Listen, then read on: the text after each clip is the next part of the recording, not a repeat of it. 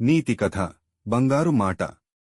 ఒకప్పుడు ఓ చిన్న గ్రామంలో రాముడు అనే మంచి బాలుడు ఉండేవాడు. అతనికి నిజాయితీ, సహాయం చేయాలనే తపన ఎక్కువ. ఒకరోజు రాముడు పాఠశాలకు వెళుతుండగా రహదారి పక్కన ఒక పెద్దవాడు కింద పడిపోయి బాధపడుతూ కనిపించాడు. రాముడు వెంటనే అతనిని పైకి లేపి నీళ్లు ఇచ్చాడు. ఆ వ్యక్తి ధనవంతుడు, కాని తన స్వంత పిల్లలు కూడా తనను పట్టించుకోరని బాధపడుతున్నాడు. రాముడు తనతో చెప్పిన మంచి మాటలతో అతనికి ధైర్యం ఇచ్చాడు. ఆనందంతో ఆ వృద్ధుడు రాముడికి బహుమతిగా బంగారు నాణెమివ్వాలనుకున్నాడు. కాని రాముడు వినయంగా అంగీకరించలేదు. అప్పుడు ఆ వృద్ధుడు నవ్వుతూ చెప్పాడు, "నువ్వు నాకు ఇచ్చిన ధైర్యం, ప్రేమ అనేవే అసలైన బంగారు మాటలు. ఇవే నాకు నిజమైన బహుమతి."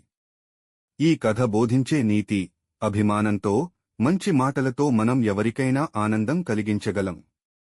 అసలు ధనం ఏంటంటే ప్రేమ, మంచితనం.